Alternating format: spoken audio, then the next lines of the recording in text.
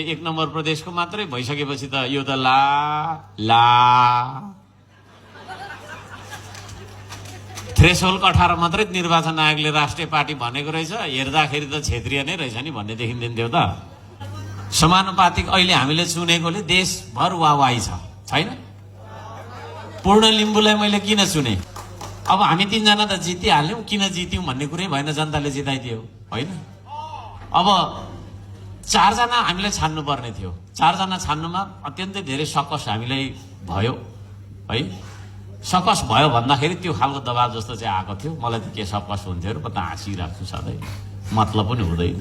त्यसै एउटा स्टेज लेखेर दिनभरि मान्छे बाँच्दै बस्छ, म हाँस्दै काम गरेर आउँछु। कतिलाई चाहिँ लाग्यो होला पिर भयो भन्ने, के को पिर लाग्छ बिचमा, लागेन मलाई पिर। समानुपातिक भनेको चाहिँ अहिले हामीले छानेको जस्तो। पूर्ण लिम्बूलाई हामीले किन छान्यौं भन्दाखेरि हाम्रो यो सारा अभियानमा भूतपूर्व सैनिकले कति सहयोग गरेको छ विचार गर्नु त। पाइप पनि तपाईको छैन, 80% पाइप भूतपूर्व सैनिकले किनिदिएको छ। ट्याङ्की सबै उहाँहरूले नै बनाइदिनु भयो भन्दा पनि हुन्छ। सुम्निमा पारुहाङको प्रतिमा बनाउन त 80% उहाँहरूकै डोनेसन छ। हरेक कुरामा तपाईको छैन भूपूको तपाईको चाहिँ लगानी छ कि छैन, हो सहयोग छ कि छैन। पूर्ण लिम्बू भन्दाखेरि एकजना व्यक्ति होइन क्या, त्यो चाहिँ पूर्वदेखि पश्चिमसम्मको ब्रिटिस लाउरेहरूको प्रतिनिधि हो।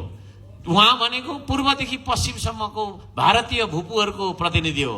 उहाँहरूको चाहिँ तपाईँको पूर्वदेखि पश्चिमसम्मको भारतीय के अरे सिङ्गापुर पुलिसहरूको प्रतिनिधि हो है। हामीले गोर्खा चौतारी स्थापना गरेर त्यो तीनटैलाई एउटा बनाउने हाम्रो धारणा हो। हजारौं लाखौंको संख्यामा भूतपूर्व सैनिकहरू हुनुहुन्छ। ती सैनिकहरूलाई मैले आदर सम्मान गर्नु थियो। अर्को कुरा, पूर्वबाट कोही न कोही त पार्नु पनि पर्ने थियो। फेरि समानुपातिक सबै पश्चिमतिर मधेसतिर पठाइदिएर पनि भएन। त्यसो भएको कारणले गर्दाखेरि पूर्ण लिम्बू जो चाहिँ अत्यन्तै धेरै तपाईँको चाहिँ के अरे सहयोगी हुनुहुन्छ, उहाँलाई हामीले अगाडि सार्यौं। अब दिदी बहिनीहरूबाट हामीले आदिवासीको कोटाबाट सारेनौं, किनभने एकजना पूर्ण लिम्बू बसे त भयो, धेरै आएको भए त सबैलाई लाँदा हुन्थ्यो। त्यस पछाडि हामीले सुर्खेतको दलितलाई, अब केही दलित प्रतिनिधिहरू त यहाँबाट पनि हुनुहुन्थ्यो, तर 1 नम्बरमा उहाँ परेको कारणले पनि। अर्को कुरा, सुर्खेत पनि त हाम्रै देश हो नि त होइन कैलाली। आज कति कैलाली खुसी छ। भोट त आएन त्यहाँबाट धेरै, मलाई थाहा छ, तर भोट आयो पनि नआए पनि यो त हाम्रो राष्ट्रिय पार्टी भइसकेपछि त त्यहाँबाट पनि ल्याउनु थियो है। अर्को तपाईँको छैन के अरे हामीले जनकपुरबाट, जनकपुर त म गएको पनि छैन, त्यहाँबाट पनि भोट आएन। यस्तै कति 100 200 कति आएर भन्ने सुन्दैछु है। त्यहाँ पनि हामीले एकजना होइन भर्खरको 26 वर्ष 25 नागेर 26 भर्खर पुग्दै गरेको, इन्जिनियरिङ पढ्दै गरेको होइन मधेसी मूलको एकजना नानीलाई राख्यौँ। त्यसले पनि हाम्रो के हो त भन्दाखेरि मधेसमा पनि हामीले सम्मान गर्यौँ होइन। अनि हामी खसार्यबाट दिदी बहिनी समूहलाई पनि मैले रेस्पेक्ट गरेको हो। यो बुझ्नु भएको छ तपाईँहरूले? त्यो अम्बिका सङ्ग्रौलालाई किन बढाएको कतिले भनिरह होला। यहाँ श्रम संस्कृति दिदी बहिनीले, पहिला स्वतन्त्र दिदी बहिनी थियो, श्रम संस्कृति दिदी बहिनीको मान्छे हो कि होइन उहाँ।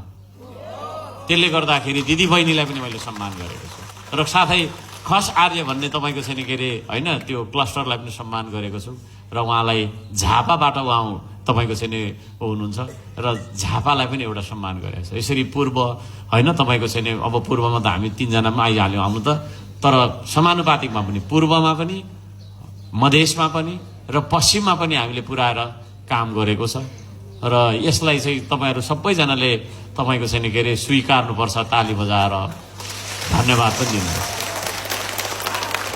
अहिले चाहिँ हाम्रो राष्ट्रिय पार्टी जस्तो देखियो अरे क्या, पत्रकारहरूले पनि भनिराख्नु भएको छ।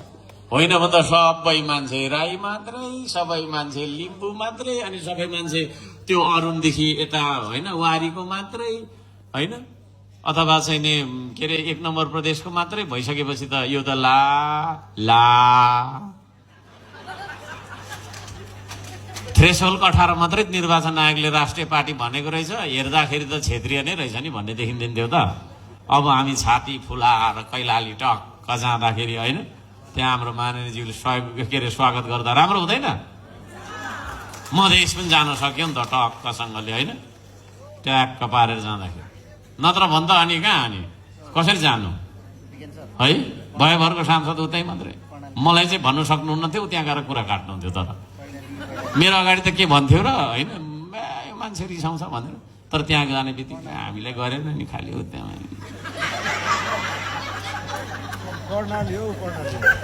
कर्णाली। त्यही त, त्यसले गर्दाखेरि विवेकपूर्ण निर्णय हामीले गरेका छौँ। नेतृत्वले गरेको निर्णयलाई सबैले स्वीकार्नु पर्छ। फेरि यो पनि छ। यहाँहरू सबैजनालाई म त्यो भन्न चाहन्छु।